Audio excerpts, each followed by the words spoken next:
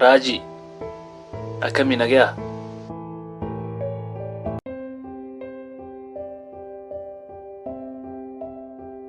Hiriyaan kiyya Raajiin nama cimaa mul'ataaf jiraatu.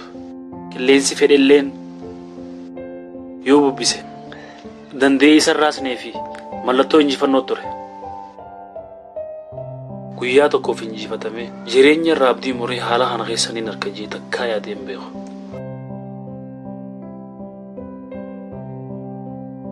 Ani hiriyaan kee silaarra jijjiirama jiruu kiyya keessa mul'achaa jiru kanarratti waan isin barreessisu hedduun qaba ture.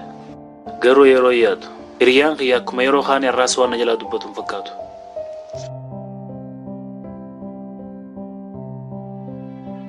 Jaalallee tiyya qaalee hojii wal si barsiisuu barbaada. Hiriyaan kiyya tokkichanii nan qabu gammachuu tiyya na waliin qoddatee gammadee yaadus. Inni garuu na dhagoof illee akka fedhiin qabaniin argu jira. Ani hiriyaan kee yeroo jalqabaatiif nama jaaladhee jaalalaan milkaa'eetiin jira. Anaa fi qaaliin jireenya gammachuu kan jaalalaan guutame yeroo dheeraaf waliin dabarsinee jirra.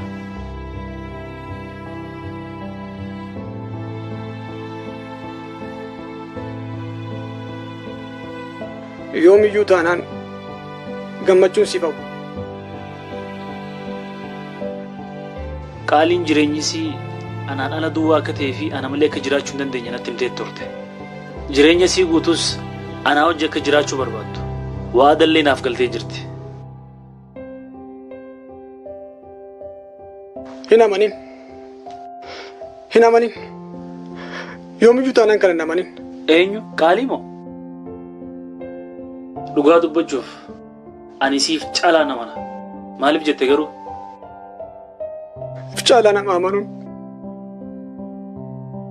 If caalaa nama amanuun xumurri isaa maal akka ta'e jireenya hiriyyaa keetii kan ammaan tana ilaaltee waa hedduu hubachuu hin dandeessa.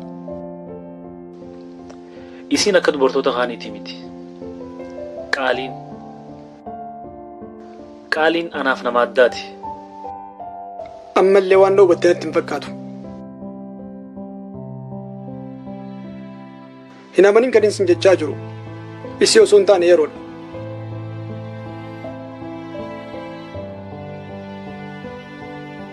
Yeroon ammoo waa hedduu jijjiiruu danda'a. Dhugaa keeti yeroo waa hedduu jijjiiruu danda'a. Garuu kan jijjiiramu yeroo osoo hin taane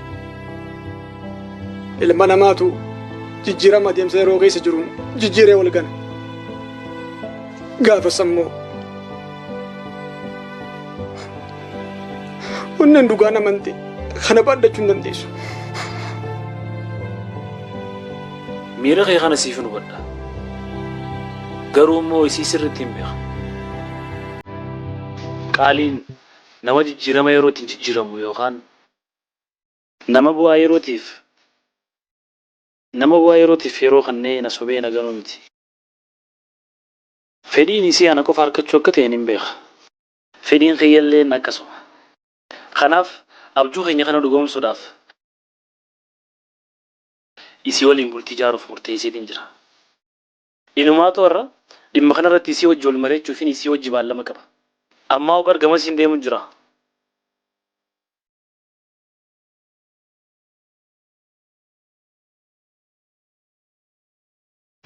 Siifaan liqeessu.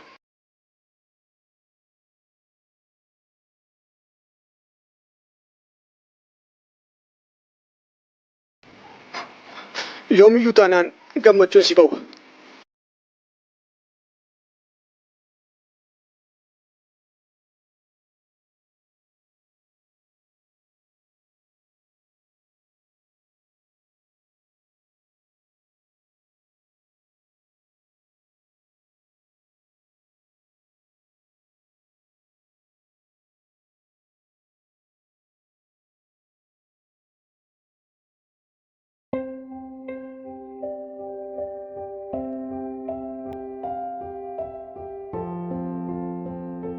Qaalii. Oh, darfachiistee bor.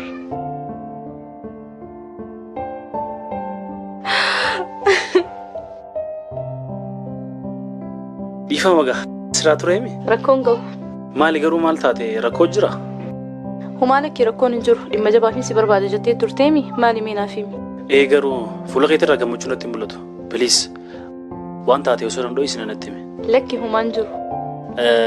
Dhugaa dhimma jabaatiin si barbaadee ture. Garuu immoo akkana karaarra dhaabbannee osoo hin taane bakka takka teenyee kaafee wayii buna dhugaa yoon sitti miirran jiru. Lakki rakkoon qabu nin jarjara waan ta'eef asuma natti himi. Haa egaa jettee humaa godhuu hin danda'u. Dhugaa dubbachuuf maalirraa akkaan eegalullee hin beeku. Garuu waan isii mudeemu kanaatti illee yoo dhageesse akkatti gammaddu abdiin qaba. Laal maal seete qaaliitiyya? Dubbadhu malee maaliif callista? Abjuu keenya kan yeroo dheeraaf eegaa turre kana xumura itti godhuun barbaada. Qaaliitiyya akkanatti heerumtuun barbaada. Kanaaf adda fagaannee jiraachuun qaba. Kanaaf akkanatti heerumtuun barbaada. Maali garuu maal taate rakkoo jira? Maali garuu sin gammachiisne rakkoo jira?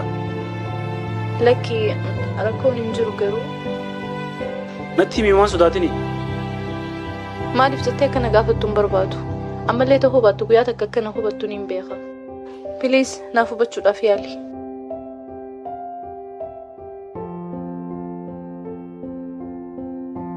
Maal haasoo jirta qaali?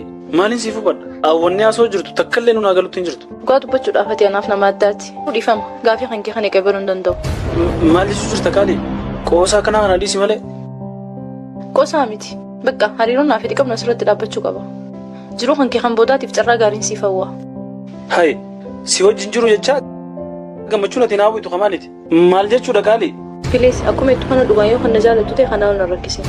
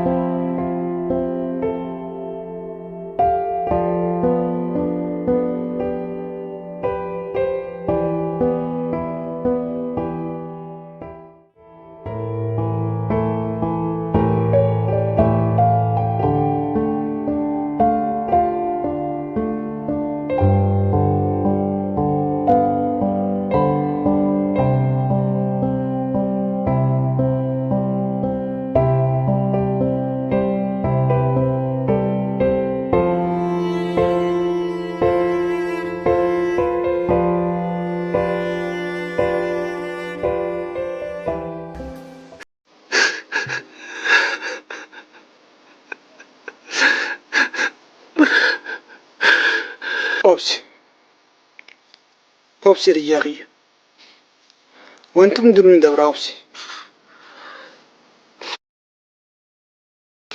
Lakki kun hin dabru. Addunyaa tana keessatti wanti hin dabarreef hin jijjiiramne hin jiru. Yeroo waan hin jijjiirre hin qabdu. Kanaafuu obsi.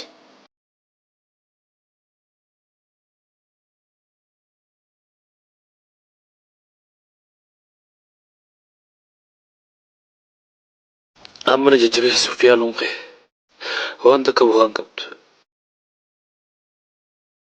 Jireenyi kun hangam takka akka ulfaatu osoo beektu hangaan dila san deemu maaliif na calleefta? Dhaabbadhu naan hin jettu. Dhugaa dubbachuuf an hiriyaa gadi jabeessa keetii kana argee hin beeku. Miidhamni kee silaa leessana fakkaachuu ture malee hiriyyummaan keenya siif gatii kan qabne hin beeku ture. Nigaa miirati keessa jirtu ni hubadha. Garuu dadhabina kee dho'ifachuudhaaf jecha hiriyyummaa fi dhugaa hundaaf hin yaalin. Ni yaadattoo ta'e if caalaa nama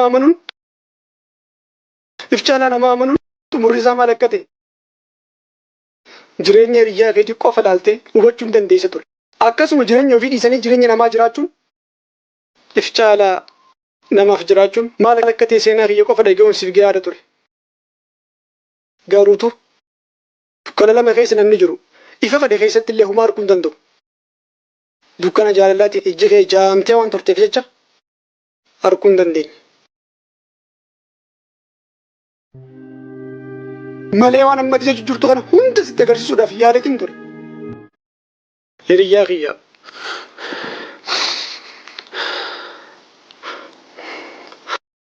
Amma ni yaadatte yoo ta'e guyyaa xumuraatiif isii waliin beellama akka qabdu yeroo dhufte natti himtu. Yeroo isii waliin beellama akka qabdu dhufte natti himtu maal akkaan siin jennee yaadatta? Isiin akka dubartoota kaaniitii miti. Qaaliin anaaf nama addaati. Ammallee waan hubatte natti hin fakkaatu. Hin amanin kan isin jechaa jiru isii osoo hin taane yeroodha.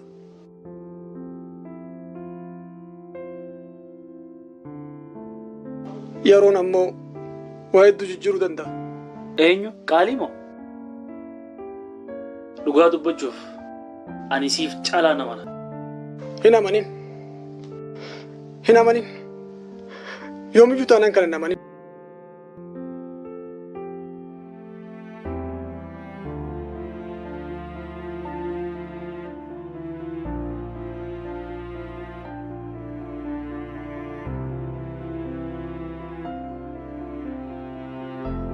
Mee waan takka si gaafadhu?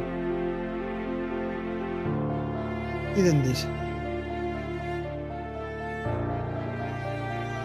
Ulfina kana hundaa akkamitti dandeessee barbaadda?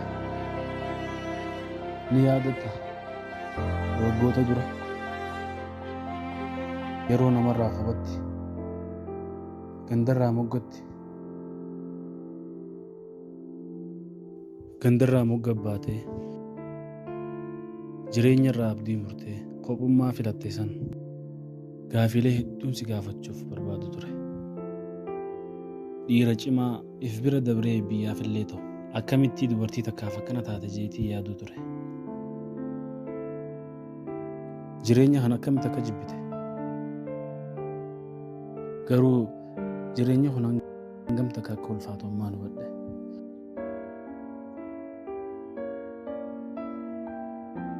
Gaafii namoota hedduu ture. Namoonni baay'een maal jechaa turan ni beektaa? Dubartiidhaaf akkamitti akkana taate? Isin dubartoota kaanirraa maaliin adda? Maal isin jaalatte naan jechaa turan? Dhugaadha. Gaafiin namoota kana qofaa miti. Baay'eedha. Garuu miidhaginni isii kanaan jaaladhe jee lakkaa'uu hin danda'u. Seeqiinsa isii, simbooma isii, naatummaa isii, moosina isii. Waa baay'ee isiitiin jaaladhe. Waa baay'ee isiitiin naawwata. Teessuma qaama isii, hojjaa isii.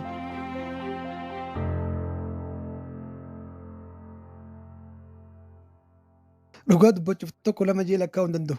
Walumaa galatti akkuma miidhaginaa waan isii irratti walitti qabame na fakkaata. Yeroon isii argu addunyaa guutuu akka waa hin harkadheetti hin gammada. Uumaan addatti isiidhaaf kennaa wayii waan isiidhaaf kana na fakkaata. Keessisitti illee akkas na fakkaachaa ture. Guyyaa tokkoof gammachuu kan inni dabajee tilmaamee hin beeku. Ammallee keessa kiyya.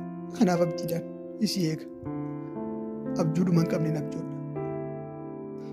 Kun hundi walitti dabalameetiin isii jaaladhe. Ni jaaladhe jechi ijoo qoftiin isin ibsu.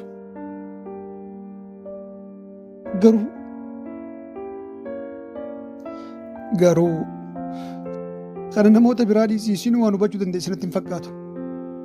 dhumarraa maal godhu akkaan qabu waan hin wallaaleef callise saniif hin baduu filadhe.